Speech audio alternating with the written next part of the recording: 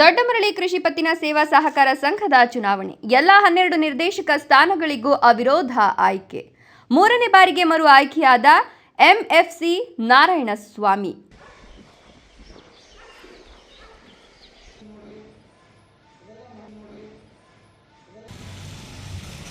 ಯಾವಾಗಲೂ ಕೂಡ ಈ ಬಾರಿ ಅವಕಾಶ ಕೊಟ್ಟಿದ್ದು ಅವ್ರಿಗೂ ಕೂಡ ಸ್ವಾಗತವನ್ನ ಕೋರ್ತೇವೆ.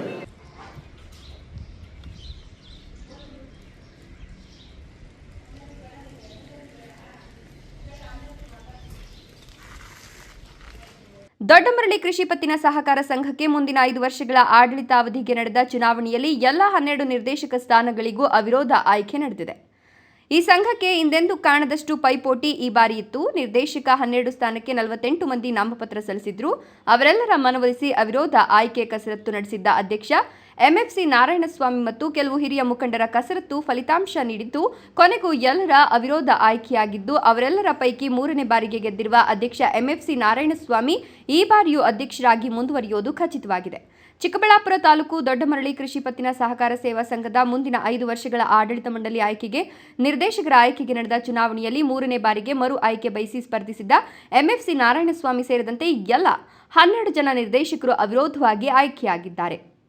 ಇನ್ನು ಗೆದ್ದ ಎಲ್ಲ ನಿರ್ದೇಶಕರಿಗೆ ಪ್ರಮಾಣ ಪತ್ರ ನೀಡಿ ಅಭಿನಂದನಾ ಸಮಾರಂಭ ಹಮ್ಮಿಕೊಳ್ಳಲಾಗಿತ್ತು. ಈ ಸಭೆಯನ್ನು ಉದ್ದೇಶಿಸಿ ಮಾತನಾಡಿದ ಮೂರನೇ ಬಾರಿಗೆ ಅಧ್ಯಕ್ಷ ಆಕಾಂಕ್ಷಿಯಾಗಿದ್ದ ಎಂಎಫ್ಸಿ ನಾರಾಯಣಸ್ವಾಮಿ, ನಮ್ಮ ಸಂಘವನ್ನು ಇನ್ನಷ್ಟು ಮತ್ತಷ್ಟು ಅಭಿವೃದ್ಧಿಗೆ ಕೊಂಡೊಯ್ಯಲು ನಿಮ್ಮೆಲ್ಲರ ಸಹಕಾರ ಬೇಕು.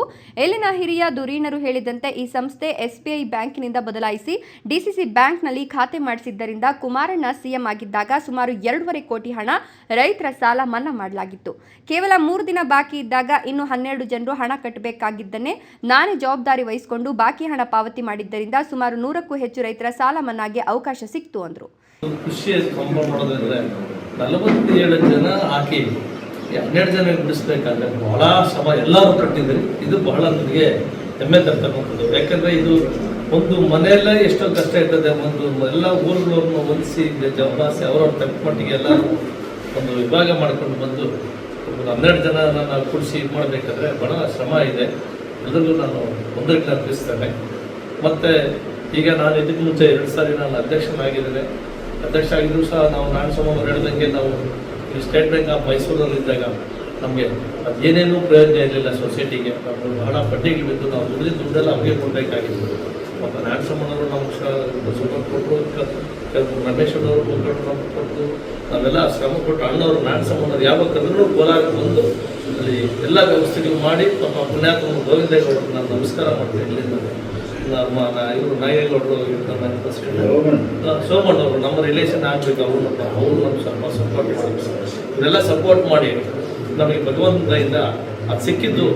ಅಣ್ಣವ್ರು ಹೇಳ್ದಂಗೆ 1 ಕೋಟಿ ರೂಪಾಯಿ 1.5 ಕೋಟಿಗೆ ಒಂದು ಸಾರಿ, 1 ಕೋಟಿಗೆ ಒಂದು ಸಾರಿ ಆ ಸಮಯದಲ್ಲಿ ಸ್ವಲ್ಪ ಲೋನ್ ಕಟ್ಟಲಿಲ್ಲ, ಕೆಲವು ಕಟ್ಟಲಿಕ್ಕಾಗಲಿಲ್ಲ, ಕೆಲವು ಕಷ್ಟ ಇರ್ತದೆ. ಆದ್ರೂ ನಾವೇನೋ ಒಂದು ಶ್ರಮಪಟ್ಟು ನಾನು ಅಧ್ಯಕ್ಷನಾಗಿದ್ರಲ್ಲ, ನಾನು ಮಾಡೋ ಒಳ್ಳೆ ಕೆಲಸ ಮಾಡಬೇಕನ್ನೋ ಆಸೆಯಿಂದ ನಾನು ಆ ಕೆಲಸವನ್ನು ಪೂರ್ಣಗೊಳಿಸಿ ಅದರ ನಂತರ ನಾನು ಮನ್ನಾ ಸಿಕ್ಕೋದು ಇನ್ನು 3 ದಿವಸ ಇತ್ತು. ಚಂದ್ರಪ್ಪ ಅನ್ಸುತ್ತೆ ಇದು 3 ದಿವಸ ಇತ್ತು. ಅಮೌಂಟ್ ಎಲ್ಲನೂ ಸೆಕ್ರೆಟರಿ ಅಂತ ಚಂದ್ರಪ್ಪ. ಆದ್ರೂ ಆ ಟೈಮಲ್ಲಿ ಅದು ನಮಗೆ 3 ದಿವಸ ಹೋಗಿದ್ರೆ ನಮಗೆ ಮನ್ನಾ ಸಿಗ್ತಾಯಿಲ್ಲ, ಯಾವುದೋ 100 ರೂಪಾಯಿ ಸಿಗ್ತಿಲ್ಲ ನಮ್ಮ ಸೊಸೈಟಿಗೆ. ಅದರಿಂದ ಆ ಟೈಮಲ್ಲಿ ನಾವು ಎಲ್ಲರೂ ನಮಗೆ ಸಪೋರ್ಟ್ ಕೊಟ್ಟು ಮಾಡಿದ್ರಿಂದ ನಮಗೆ ಅವತ್ತು 1.5 ಕೋಟಿ ಒಂದು ಸಾರಿ, 1 ಕೋಟಿ ಒಂದು ಸಾರಿ 2.5 ಕೋಟಿ ನಮ್ಮ ಸೊಸೈಟಿಗೆ ಉಳಿತಾಯ ಆಗಿದೆ. ಇದು ಬಹಳ ಹೆಮ್ಮೆಯಿಂದ ಹೇಳಿದಂಥ ಒಂದು ಸಂದರ್ಭ. ನಾವು ರಸಗೊಬ್ಬರದ್ದು ಇನ್ನೊಂದು ನಾವೇನೋ ಬೇರೆ ವ್ಯವಸ್ಥೆ ಏನಿದೆ ಸರ್ಕಾರದಿಂದ ಏನೋ ಸವಲತ್ತು ಸಿಗ್ತದೋ ಇಲ್ಲ ಲೋನ್ ಮಾಡ್ಬೋದೋ ಏನಾದರೂ ಮಾಡಿ ರಸಗೊಬ್ಬರಗಳು ಮತ್ತು ಔಷಧಿಗಳನ್ನು ಮಾರಾಟ ಮಾಡೋದಕ್ಕೆ ಅನುಕೂಲ ಮಾಡಿಕೊಂಡು ನಾವು ಈ ಸೊಸೈಟಿನ ಮುಂದುವರ್ಸ್ಕೊಂಡು ಹೋಗ್ಬೇಕಂತ ನಮ್ಮೆಲ್ಲ ಕಮಿಟಿಯವ್ರ ಮುಖಾಂತರ ಎಲ್ಲ ಮುಖಂಡರ ಮುಖಾಂತರ ನಾನು ನನ್ನ ಮನಸ್ಫೂರ್ತಿಯಾಗಿ ಭಾಳ ಸಂತೋಷದಿಂದ ಹೇಳ್ತಾ ಇದ್ದೀನಿ. ನಮ್ಮ ಸೊಸೈಟಿ ಇನ್ನೂ ಮುಂದುವರಿತದೆ, ಅನುಕೂಲ ಆಗ್ತದೆ ಅಂತ ನನ್ನ ಮನಸ್ಸಿಗೆ ಅನ್ನಿಸ್ತದೆ.